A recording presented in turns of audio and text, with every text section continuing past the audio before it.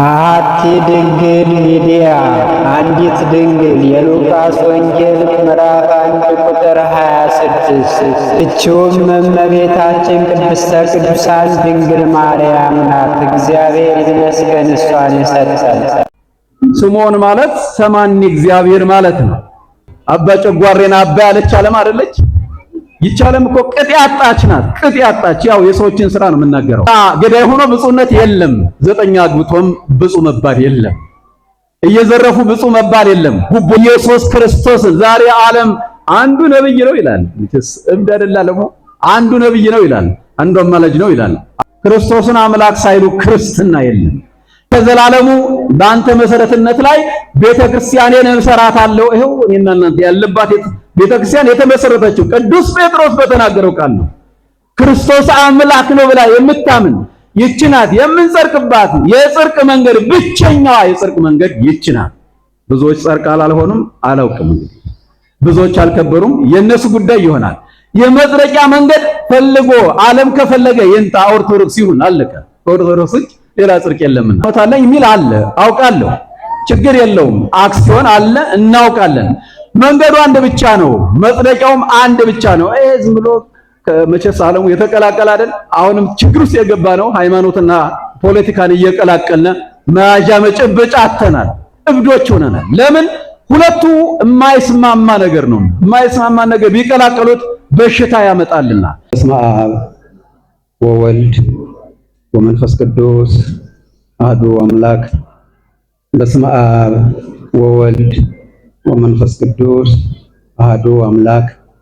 በስመ አብ ወወልድ ወመንፈስ ቅዱስ አሐዱ አምላክ አሜን። በአብ ስም አምኜ አብን ወላዲ ብዬ በወልድ ስም አምኜ ወልድን ተወላዲ ብዬ መንፈስ ቅዱስ ስም አምኜ መንፈስ ቅዱስን ሰራጺ ብዬ ምንም ላጠይቆ አካላት በስም በአካል በግብር ሶስት ብል ባገዛዝ በመለኮት በባሕርይ በሕልውና አንድ አምላክ እያምኜ እግዚአብሔርን ቃል መናገር እጀምራለሁ። ሊቃውንተ ቤተክርስቲያን፣ ምዕመናንና ምዕመናት በእግዚአብሔር ስም እንደምን አደራችሁ? እንደምን አደራችሁ? እንደምን አደራችሁ? ምሕረትና ቸርነት የባሕርይ የሆነው አምላካችን እግዚአብሔር በምሕረቱና በቸርነቱ በቅድስናው ስፍራ የሰበሰበን አምላካችን ስሙ ለዘላለሙ የተመሰገነ ይሁን። ዛሬ ሁላችን እንደምናውቀው ወርሃዊ የቅዱስ ሚካኤል በዓል መታሰቢያ ነው። እሱን በተመለከተ ነው የተሰባሰብነው። ተንሱ በፍርሃተ እግዚአብሔር አረሁ መሳከው አይዛኒክሙ ወአንቅሁ ልበክሙ የሚል በቅዳሴ ጊዜ ሰምተናል። በፍርሃተ እግዚአብሔር ሆናችሁ ተነሱ፣ የጆሮአችሁን መስኮት የእግዚአብሔርን ቃል ለመስማት ክፈቱ፣ ልቦናችሁንም አንቁ፣ በዚህ በተቀደሰው ስፍራ መቀመጣችሁ ከንቱ አይደለምና ይላል ሊቁ ቅዱስ ያዕቆብ ዘስሩግ። እንዲህ ይለናልና ይህንን ማስተዋል ይገባል። በፍርሃተ እግዚአብሔር ልንቀመጥ ይገባል። በፍርሃተ እግዚአብሔር ልንመላለስ ይገባል።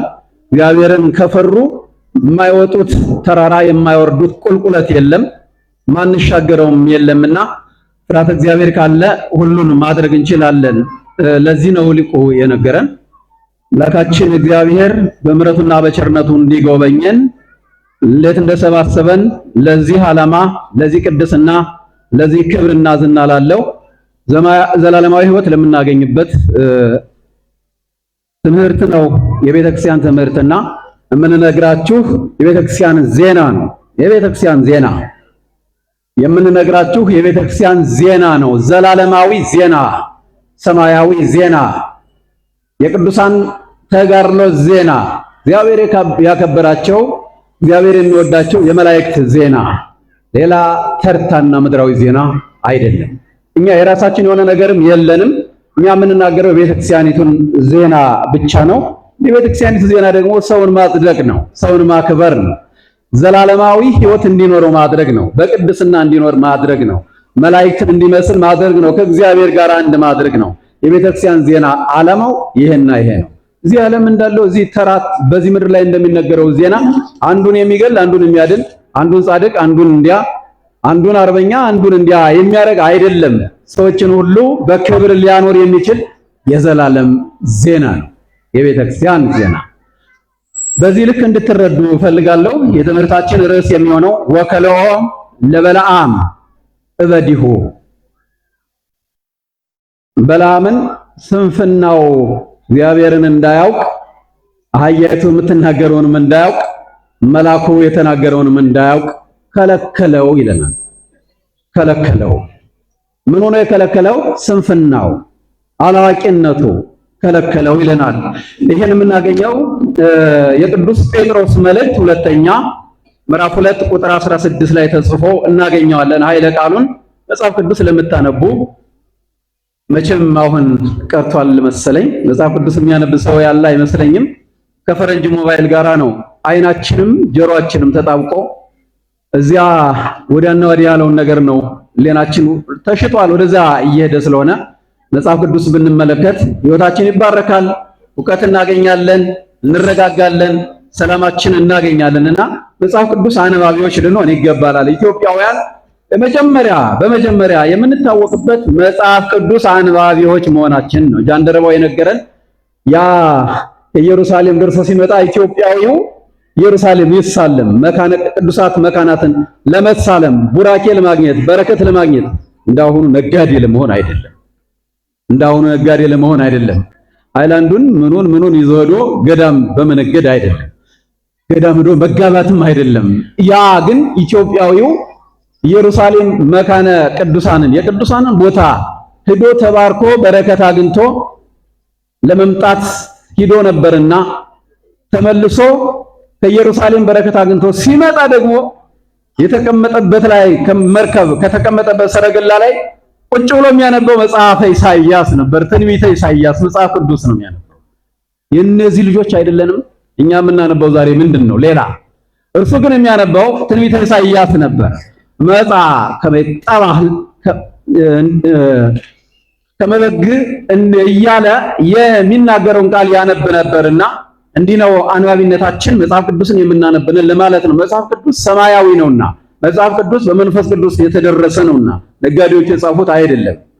ብር የሚወዱ ሰዎችም የጻፉት አይደለም። ዝናን ለማግኘትም የጻፉት አይደለም። መጽሐፍ ቅዱስ ሰው ሊከብርበት፣ ሰው ሊቀደስበት፣ ራሱን ሊያውቅበት፣ ከእግዚአብሔር ጋር ሊገናኝበት፣ ሰማያዊ ሀገሩን ሊወርስበት የተጻፈ ክፍል መጽሐፍ ነው እና በዚህ በቅዱስ ጴጥሮስ ሁለተኛው መልእክቱ ምዕራፍ 2 ቁጥር 16 ላይ በለዓምን መልአኩ የነገረውን እንዳያውቅ እግዚአብሔር የነገረውንም እንዳያውቅ የእግዚአብሔርን ልዕልና የእግዚአብሔርን ቅድስና እንዳያውቅ ስንፍናው ከለከለው ይለናል። ቅዱስ ጴጥሮስ የሐዋርያት አለቃ ነው። የሐዋርያት አለቃ ቅዱስ ጴጥሮስ ስሙ በብሉይ ኪዳን የነበረው ስሙ ስምዖን ነው እና ይሄንን መልእክት የጻፈላቸው በዚህች ዓለም አልባቲ ሰራዩ መጋቢ የለም፣ ትንሣኤ ሙታን የለም፣ ነፋሳት በልማድ ይነፍሳሉ፣ ፀሐይ ጨረቃም እንዲሁ በልማድ ይመላለሳሉ፣ ይወጣሉ፣ ይገባሉ። አንድ ጊዜ ካመኑ ከጸደቁ በኋላ ምግባር አያሻም የሚሉ መናፍቃን በስተው ነበርና ለዚያ መልስ ይሆን ዘንድ ጻፈላቸው ይለናል። ሲጻፍ ምክንያት ስላለው ነው። የጻፈበት ምክንያቱ ይሄ ነው እና ሲጽፍ እንዲህ ይልላቸዋል። ማበ ስምዖን ኬፋ ይላል። ስምዖን በብሉይ ኪዳን ከአዲስ ኪዳን በፊት በነበረው ስሙ ይጠራበት የነበረውን እና እንዲህ ይላቸዋል። እናንተ እንደምትሉት ሰማይንና ምድርን የፈጠረ እግዚአብሔር የለም ካላችሁ እናትና አባቴ ማን ሰምቷቸው ነው ስምዖን ያሉኝ አላቸው። ስምዖን ማለት ሰማኒ እግዚአብሔር ማለት ነው እና እግዚአብሔር ካልሰማቸው ልመናቸውን ሰምቶ እግዚአብሔር ካልሰማቸው ማን ሰምቷቸው ነው እኔን ስምዖን ያሉኝ? እኔስ የማንን ሃይማኖት አስተምሬ ነው ኬፋ የተባልኩ ጴጥሮስ የተባልኩ አለት መሰረት የተባልኩ ማንን አስተምሬ ነው ብሎ ምክንያታቸውን ድክመታቸውን ድንቁርናቸውን እንዲያርጎ ይመልስላቸዋል። እና ቅዱስ ጴጥሮስ በመጽሐፍ ቅዱስ እንደምናገኘው የሐዋርያት አለቃ ነው። በብዙ ቦታ በመጽሐፍ ቅዱስ የምናውቀው ፈጠን እያለ ጥያቄ የሚጠይቅ የሚመልስ ንቁና የሚሳተፍ ይማር የሚወደውን ነገር ለማወቅ የሚተጋ ሐዋርያ ነው። ቅዱስ ጴጥሮስ ለመጀመሪያ ጊዜ ብፁዕ የሚል ስያሜ የተሰጠው ሐዋርያ ነው። ብፁዕ ገሌ አሁን ያለው ብፁዓን ሊቃነ ጳጳሳት የሚባለውን ስም ለመጀመሪያ ጊዜ የተሰጠው ቅዱስ ጴጥሮስ ነው። ብፁዕ አንተ ስምዖን ወልደ ዮና ነበር ያለው ኢየሱስ ክርስቶስ። ለምን ነው ብፁዕ የተባለ? እንዴት ብፁዕ አለው? ብዙዎች የሰው ልጅ ክርስቶስን ማን ይሉኛል ብሎ ጌታ ሲያስተምር ሲጠይቅ አንዳንዶቹ ኤልያስ ይሉሃል፣ አንዳንዶቹ መጥምቁ ዮሐንስ ይሉሃል፣ አንዳንዶቹ ሙሴ ኤርምያስ ነው ይሉሃል፣ እንዲህ ይሉሃል እያሉ ሲመልሱለት አንቱ ሙሰኬ መነት ብሎኒ እናንተስ ማን ትሉኛላችሁ ሲላቸው ቅዱስ ጴጥሮስ አንተ ውእቱ ክርስቶስ ወልደ እግዚአብሔር ሕያው እግዚአብሔር የባሕርዩ ልጁ ነህ እስከ ክርስቶስ ንጉሥ ተአነጽ ወምዝ ትመዘበር ተብሎ የተነገረልህ ኢየሱስ ክርስቶስ አምላክ ወልደ አምላክ ነህ ብሎ የኢየሱስ ክርስቶስን የባሕርይ አምላክነቱን ገልጾ ስላስተማረ ገልጾ ስለተነገረ መምህር አላስተማረው። ማን ነገረው? ይህንን ሰማይ አባቴ ነው እንጂ የገለጠልህ ሌላ የገለጸልህ ምድራዊ መምህር ያስተማረ አይደለህምና ብፁዕ አንተ ስምዖን ወልደ ዮና። ይሄንን ስላወቀ ነው ኢየሱስ ክርስቶስን ስላወቀ ስለተረዳ አምላክ መሆኑን ስላረጋገጠና ስለተናገረ ምን አለው? ብፁዕ አንተ ስምዖን ወልደ ዮና። ይሄን ሳያውቁ ብፁዕና የለም ወዳጅ። ይሄን ሳይረዱ ብፁዕ መባል የለም። ያው ዝም ብሎ ስሙን መሸከም ይቻላል፣ ተቃውሞ የለም። እግዚአብሔር ነኝ ማለት ይቻላል በዚህ ምድር ሰዎች ብለዋልና። እኔ ክርስቶስ ነኝ የሚሉ ብዙዎች ተነስተዋል። እግዚአብሔር ነኝ ማለት ይቻላል፣ እግዚአብሔር መሆን ግን አይቻልም። ብፁዕ መባል ይቻላል፣ ብፁዕ መሆን ግን የለም እንጂ። ብዙዎች ብፁዓን ይባላሉ፣ ክቡራን ይባላሉ። ሰው የሰው ደም በእጁ የተነከረ ሰው ብፁዕ ትላለህ ወዳጅ። የሰው ደም በእጁ የተነከረ ሰው በመግደል ደምን ያፈሰሰ ክቡር ትለዋለህ? ወራዳ ይባላል እንጂ። ዓለም ግን እንዲህ ነው የምትለው። አባ ጨጓሬና አባ ያለች ዓለም አይደለች? ይቻለም እኮ ቅጥ ያጣች ናት። ቅጥ ያጣች ያው የሰዎችን ስራ ነው የምናገረው። ዓለም ሲባል ሰው ነውና እና አባ ጨጓሬና አባ ብላለች። ዛሬም ብፁዓን ያልሆኑትን ብፁዕ ብላለች ዓለም። አይደንቀንም፣ አዲሳችንም አይደለም። እና ገዳይ ሆኖ ብፁዕነት የለም። 9 አግብቶም ብፁዕ መባል የለም። እየዘረፉ ብፁዕ መባል የለም። ጉቦኛ ሆኖም ብፁዕ መባል ክቡር መባል የለም። ይሄን ሊረጋገጥ ይገባል። ዝም ብለን በሆይ ሆታ የምናልፈው የምንኖረው ህይወት አይደለም። ክርስቲያን ከሆነ ማለት ነው። ከክርስትና ውጭ ከሆነ ይቻላል፣ በክርስትና ግን የለም። ቅዱስ ጴጥሮስ ለመጀመሪያ ጊዜ ይሄን ሽልማት የተሸለመ ኢየሱስ ክርስቶስን ዛሬ ዓለም አንዱ ነብይ ነው ይላል። እብድ አይደለም።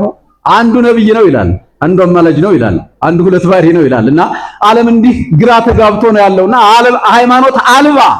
ሃይማኖት አልባ ትውልድ የዘፈረበት ዓለም ነውና ቅዱስ ጴጥሮስ ግን ያስተማረው መምህር ሳይኖር መጽሐፍ ሳያነብ አንተማ የባሕርይ አምላክ ኢየሱስ ክርስቶስ ነህ አለው።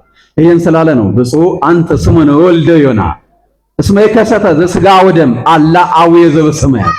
ይሄንን ያስተማረ መምህር አይደለም ሰማይ አባት የገለጠልህ የኔር የባሕርይ አምላክነት ነው።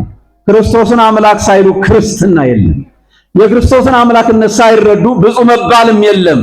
ዝም ብሎ መሸከም ነው ብያለሁ ቅድም።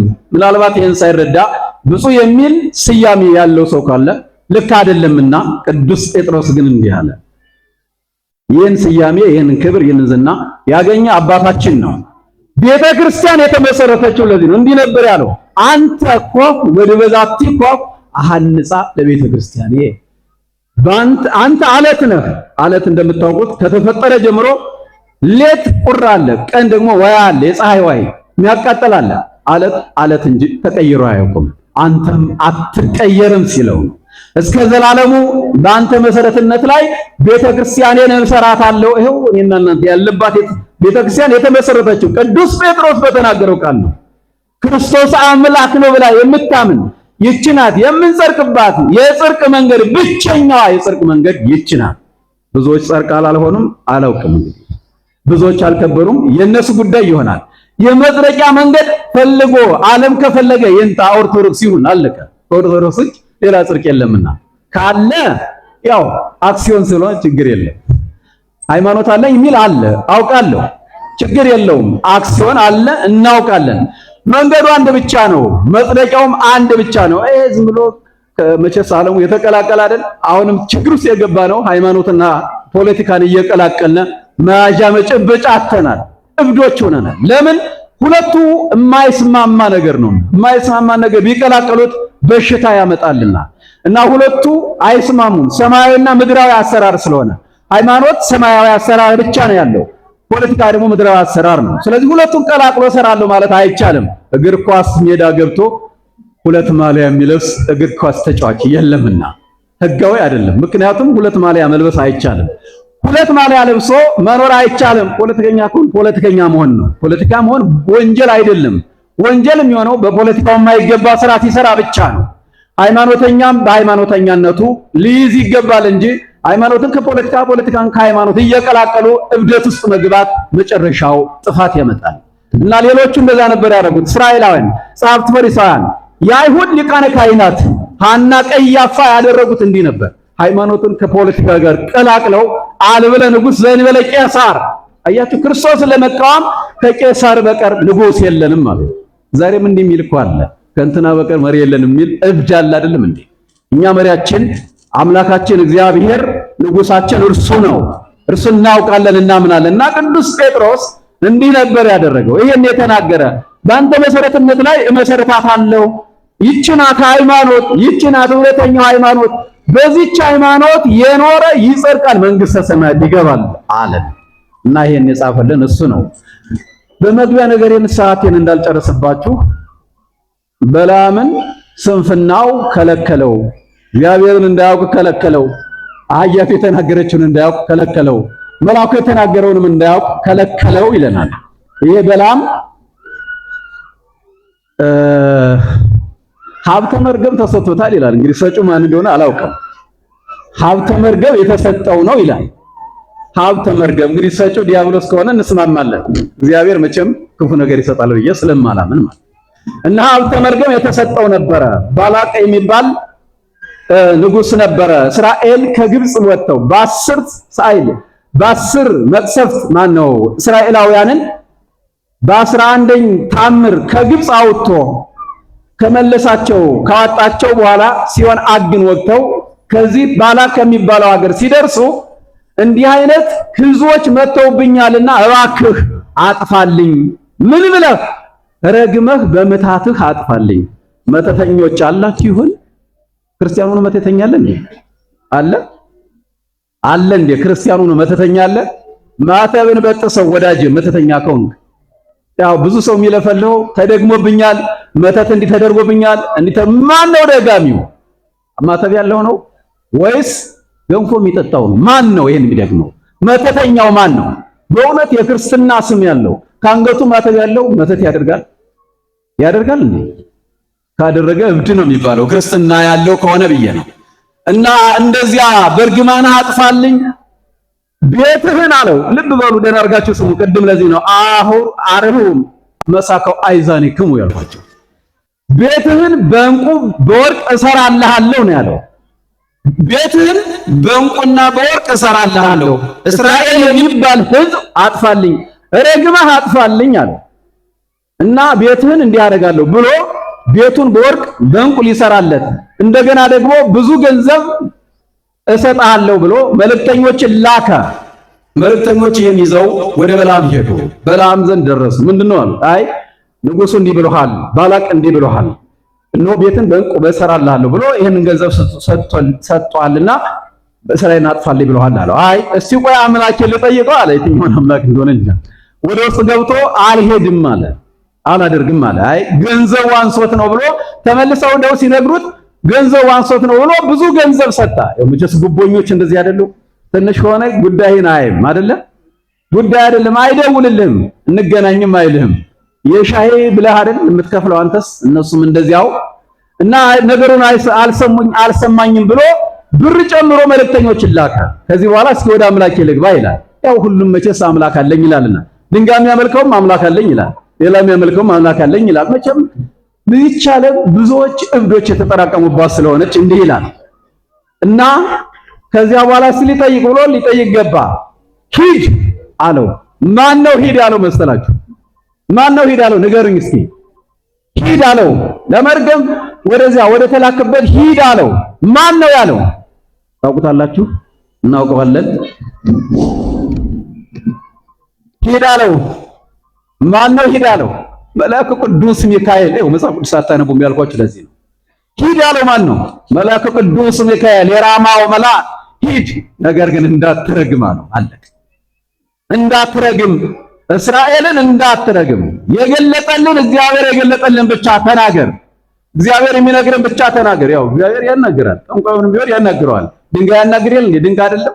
ድንጋይ እኮ ያናግራል። እንኳን ባሪያውና በአምሳሉ የፈጠረውና ይሄንን ተናገር አለው። እንኳን ፈቀድክልኝ እንጂ ምን ችግር አለው ብሎ እንደ ባለቅኔ መርገሙን ያን እርግማኑን በልቡ እያሰላሰለ አዳየው። የልቡን የማያውቅ መልአክ መስሎታል ቅዱስ ሚካኤል። ግን የልቦናውን ያውቃል። ልቦናውን ምን እንደሆነ ያንን መርገሙን እያሰላሰለ እንዲያርጌ አደርጋለሁ እያለ ይሄድ ጀመረ እና በአህያ ላይ ተጭኖ ነው የሚሄደው። በአህያ ተጭኖ ባጃጅ የለማ መኪናም የለም፣ ዘመኑ እንዳሁኑ አይደለምና እና በአህያው ተጭኖ ይሄዳል። መጨረሻ ላይ ይህን መርገም እያሰላሰለ ሲሄድ መልአኩ ቅዱስ ሚካኤል ለአህያዋ ተገለጠ። ምን ትላላችሁ እንግዲህ? ለአህያይቱ ተገለጠ። በላም ግን አላየም። ጎበዝ ሰው ከአህያ ሲያንስ ምን ትላላችሁ? ሰው ከአህያይቱ አሁን እኛ በዚህ ዓለም ያለ ሰው እገሌ አህያ ነው እገሌ አህያ ነው። አንተ ምንድነው ቢሉት የአህያይቱን ክብር ያለው ሰው አለ እንዴ? ክርስቶስን የተሸከመች ናት አይደል?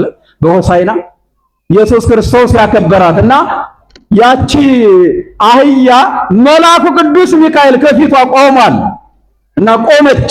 መልአኩ ከፊቷ አለ። የታደለች አህያ መልአኩን ስታይ እኛ በቤቱ በጎ ስራችንን ነው አይታችኋል። ቅዱስ ሚካኤል ያየ ሰው አለ? እንዴት አድርጎ ክፋታችን ያሳየናል። አህያይቱ ግን አየች። አህያይቱ ፍጹም አገልጋይ ናትና ለማን? ለጌታዋ ለባለቤቷ አገልጋይ ናት። ፍጹም አገልጋይ የሆነ ቅዱስ ሚካኤልን ያያል። በእርግጥ እኛ ክርስቲያኖች ታምራት የምንሻ አይደለንም። ቅዱስ ሚካኤልን ስላላየን ኃጢአተኛ ነን ማለት ግን አይደለም።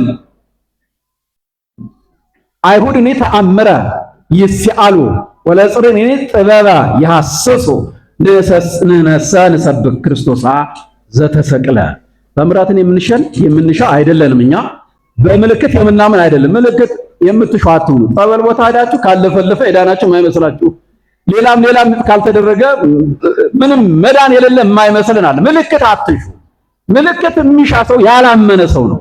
እና አህያይቱ አገልጋይ ናትና ጌታዋን በትክክል ያገለገለች ናትና መልአኩ ከፊቷ ቆመ። አይገርምም? መልአኩ ከፊቷ ቆመ። ቅዱስ ሚካኤል እንደው የሚገርም ነገር እኮ ነው። ለአህያይቱ ሲገለጥ ለዛች አህያ ተገለጠ እኮ። በላም ግን አህያ ላይ ተቀምጦ አያይም ቅዱስ ሚካኤልን። አያችሁ፣ በክፋት ነበር የነበረውና በመተት ነበር የነበረውና በክፋት ሰው ለማጥፋት ነው እየሄደ ያለው። በገንዘብ ምክንያት ሰው ለማጥፋት ቤቱን በወርቅ ሊያሰራ እነሆ በክፋት ይሄዳል። ቦታ ለመቀበል ወንድምክን የገደልክ የለህም ወዳጄ? የለህም ወይ? የለም። ቦታ እቀበላለሁ ብለህ ወንድምን አሳልፎ የሰጠ የለም? የገንዛ ወንድሙን በቤት በቦታ ምክንያት ነገ ጥሎት ለሚሄደው መሬት ወንድሙን ያስገደለ የለም? አሳልፎ የሰጠ የለም? አሁንስ በላም እኮ እንደዛ ነው ያደረገው። ቦታ ይሰጣል፣ ቤትን እሰራልሃለሁ፣ ገንዘብ እሰጥሃለሁ፣ በገንዘብ ተታሎ ምን ሊያደርግ ነው? የእግዚአብሔርን ሕዝብ ሊያጠፋ በመርገሙ በላም ተነሳ። መልአኩ ተው አለው። ቅዱስ ሚካኤል እንዳትረግም አለው። እሱ ግን እምቢ አለ። ስለዚህ ደነቆረ። ድንቁርናው ከለከለው። መልአኩን እንዳያይ የመልአኩን ቃልም እንዳይሰማ ድንቁርና አሳወረው። ፍቅረ ነዋይ አሳወረው። ገንዘብ መውደድ አሳወረውና ማየት ተሳነው። አህያይቱ ግን አየች፣ ቆመች። መታት። ምን ያቆምሻል ሂጂ እንጂ ብሎ መታት። እልፍ ብላ አሁንም ቆመች። ቅዱስ ሚካኤል እልፍ እያለ ይቆምላታል፣ እርሱ ያውቃልና። አሁንም እልፍ ብላ ቆመች። መታት፣ ይመታታል። አሁንም እልፍ ብሎ መልአኩ ይቆምላታል። አህያይቱ እንዴት አደር! ምን አይነት መልአክ ነው! ለአህያዋ እንዲህ ሲያዝንላት ጎበዝ! ለአህያይቱ እንዲህ እኮ አዘና። አሁን ሶስተኛ ላይ መታት። ከዚህ በኋላ አማራጭ አጣች አህያይቱ። ምንም ነገር አትናገርም እና የሆነ ቦታ የሚያጣብቅ ቦታ ላይ ሲደርስ አህያይቱ ረገጠችው። ማንን? በላምን። ይገባዋል፣ መረገጥ ይገባዋል። ፈጣሪውን የማያውቅ አይደል? የማያውቅ ስለሆነ መረገጥ ይገባዋል። ከዚህ በኋላ ለምን ትረግጭኛለሽ አላት። ከዛ በኋላ እሷ ምን አለች መሰላችሁ? በሰማያዊ ቃል ተናገረች። አህያዋ እንድትናገር ቅዱስ ሚካኤል አደረገ። ልብ በሉ። አህያይቱ ምን አለች መሰላችሁ? ለምን ትመታኛለህ አለችው። ለምን ትመታኛለህ? እኔ እኮ ካንተ የበለጠ መልአኩ ከፊት ቆሞ ስለታየኝ ነው። እንደውም ሰይፍ ባገኝ ቆርጬ በጣልኩሽ ነበረ። ምን አልኩ?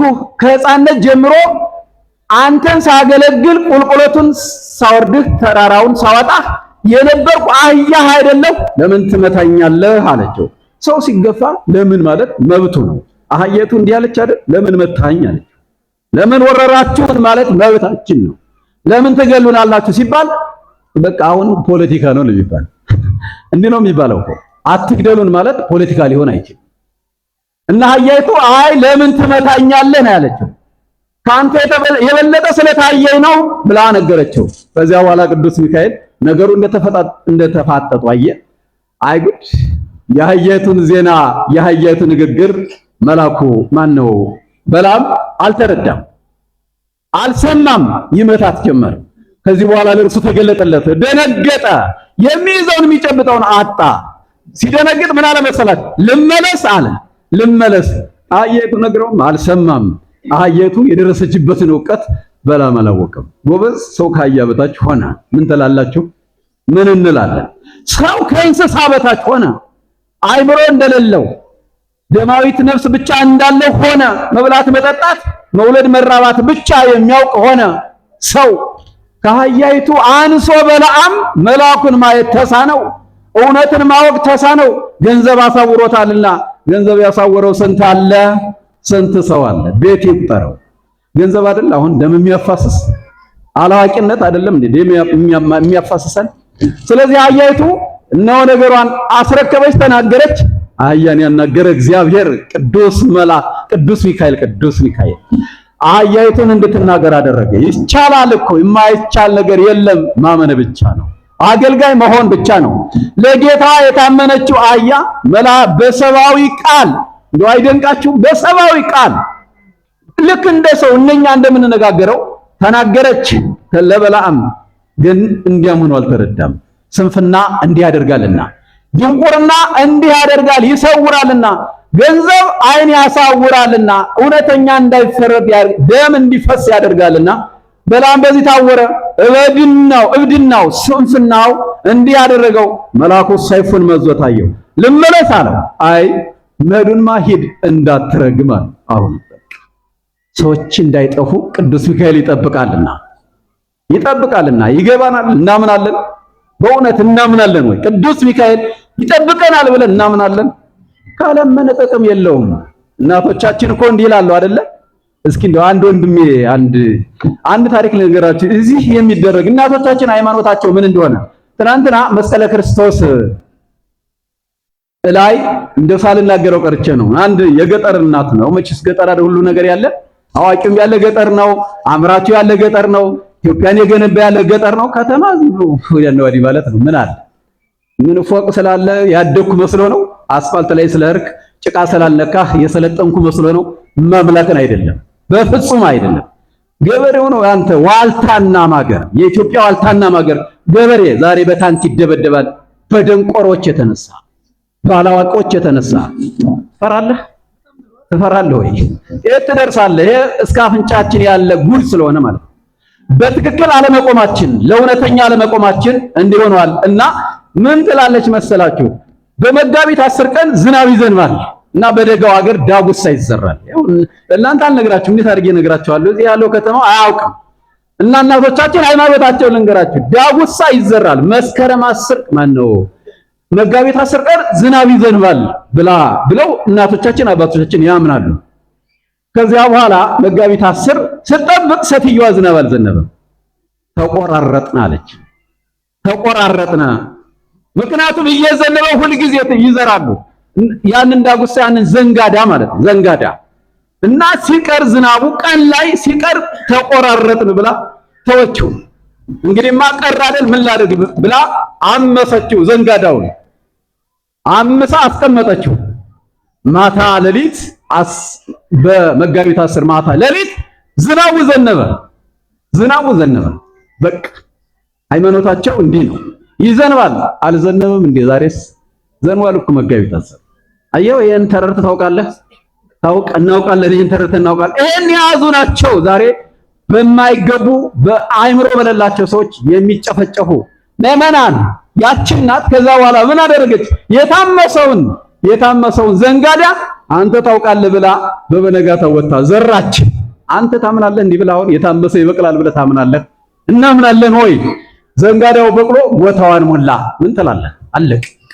የታመሰው በቅሎ ጎታዋን ሞላ። ማመን ነው። እንዲህ ነው። አየህ፣ ሃይማኖታቸው እንዲህ ነው። ጽኑ የሆነ ሃይማኖት ያላቸው ኢትዮጵያውያን የገጠር እናቶቻችንና አባቶቻችን ማመን እንዲህ ያደርጋል።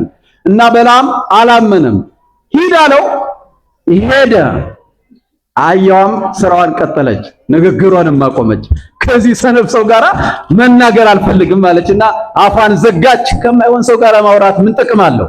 ከበላም ጋር ንግግር የለኝም ብላ አበቃች። መናገር ያለባትን ተናገረች። ለምን ትመታኛለህ? አግባብ አይደለም። ልክ ያልሆነ ነገር አድርጋል። እኔ አገልጋይ ነኝ። እኔ የማገለግልህ አህያ ልትመታኝ አይገባም። ካንተ የበለጠ ታይቶኛል ብላ አህያይቱ በላምን ሰበከችው። አህያይቱ በላምን አስተማረችው። እሱ ግን አልሰማም። ስንፍናው ከልክሎታልና፣ ድንቁርናው ከልክሎታልና ቀጠለ፣ ሄደ። ባላቅን አገኘው፣ ደስ አለው። ደስ አይበልህ፣ እግዚአብሔር የገለጠልኝን እናገራለሁ። እግዚአብሔር ያደርገል የገለጠልኝን ነው የምናገር እንጂ ደስ አይበላ ነው። ከዚህ በኋላ መስዋዕት የሚያደርገው ላሙን፣ በጉን፣ ፍየሉን ሰጠው። ያ ባለሀብት ባላቅ የሚባል ሰው ለበለዓም ሰጠው እና ከተራራ ላይ ወጣ። ራቁትን ቆመ፣ ልብሱን አውልቆ ራቁቱን ቆመ። ምን ሊያረግ? ሊያሟርት በቃ ሟርት፣ የአጋንንትን ስም እየጠራ ያሟርት ጀመረ። ከዚያ በኋላ የእሱን ማሟረት እግዚአብሔር ቀየረበትና ምን ብሎ ተናገረ? ምን ትረግም ዘእግዚአብሔር ይረገመ ወምን ትጼል ዘእግዚአብሔር ይጸሃለ። እግዚአብሔር ያረገመውን ለምን እረግማለሁ? እግዚአብሔር ያልጠላውን ሕዝብ ለምን እጠላለሁ አለ። ያሟረተው ግን እንደው ለማለት አልነበረም። እርሱ ያሟረተው ሌላ እስራኤል እንዲጠፉ ነበር ያሟረተ። እግዚአብሔር አንደበቱን ቀየረና እንዲህ አናገረው። ያን ጊዜ ባላቅ እንዴ እኔ እርገምልኝ ነው እንጂ ያልኩህ መረቅልኝ ብያለሁ። አይ ነግሬያለሁ። እግዚአብሔር ያናገረኝ ነው። ወዶ ነው በአፍንጫው ነው የሚናገር። እግዚአብሔር ካናገረው ይሄው አህያይቱም ተናገረቻ። ተናገር ካለ ትናገራለህ። ድንጋዩም ተናግሯል። የቢታንያ ድንጋይ ሆሳዕና በአርያም ብለው አመስግነዋልና ከሕፃናት ጋር። ከዚህ በኋላ አይ ቦታው ባይመች ነው ብሎ ሌላ ቦታ ቀይሮ ሂድና እዚያ ላይ አሟርታለሁ። አሁንም ላሙን፣ በጉን፣ ፍየሉን መስዋዕት ሰውቷል። ከዚያ በኋላ ወጥቶ ምን ይሰኒ እስራኤል ወፎ ያአምር አብያትከ ይሁዳ ብሎ አሁንም ሌላ የሚገባ ነገር እንዲናገር አደረገው። የመጨረሻውን ምን አለ መሰላችሁ? እግዚአብሔር ተራሮችን እግዚአብሔር ምን አረገ? ምን አለ? ኮከብ ይሰርቅ ማይቆ ወያትት ኃጢአተ መዝበት ሲያየ ብሎ የመጨረሻውን ሶስተኛውን እንዲህ ብሎ ተናገረ። ከያዕቆብ ወገን ኢየሱስ ክርስቶስ ኮከብ እየመሩት የሚመጣ እርሱ ክርስቶስ ይወለዳል ከእስራኤልም ኃጢአትን ያስወግዳል ብሎ ትንቢት ተናገረ። ከዚህ በኋላ ባላቅ በጣም ተበጠበጠ። ቤትህንም አልሰራልህም አይ ተባብሎ እኮ ቀረ። ቦታውም ሳይሰጥ እኛም ሙተን በምድረ በዳ ይቀራል። እነሆ ያ የተሰጠው የገባለትን ቃል በቃ ቀረ። ብሩንም አልሰጥም ለአንተ ቀረብን የምን ቸገረኝ አለው። አይ ቆይ እስኪ አንድ ነገር እንገር። እግዚአብሔር እኮ ቁመህ አትርገም ነው እንጂ ያለኝ ተቀምጠህ አትምከር አላለኝም እና እስቲ ቁጭ ብዬ ልምከርህ አለው። አየህ የአህያይቱን ትምህርት ያልሰማ የአህያይቱን በሰው አንደበት መናገር ያልሰማ የደነቆረ አይምሮ ባዶ የሆነ ጭንቅላት መንፈሳዊነት የሌለው አይምሮ ጠባዩን ያጣ እያለው ባዶ የሆነ መልአኩ ነግሮታል። አትርገም ብሎታል። ሂድ ተናገር፣ ሂድ ንገር፣ ነገር ግን እንዳትረግም፣ እስራኤልን እንዳትረግም፣ ኦርቶዶክሳውያንን አትንካ። የምትነካካ ወዮልህ፣ እማምላክን ወዮልህ። በቃ ግልጽ ነው የምናገረው። ወዮት አለብህ። ይኸው እስራኤልን አትንካ፣ አትርገም አይደል ያለው?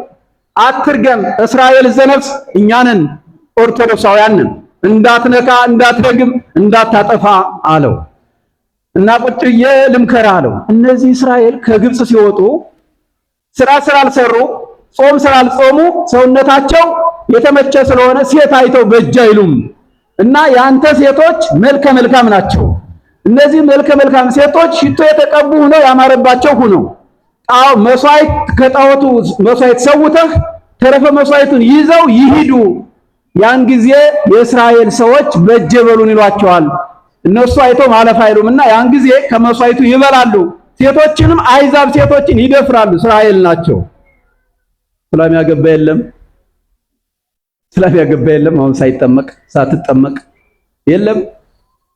የተልከሰከሰ ልክስክስ የሆነ የለም እንዴ?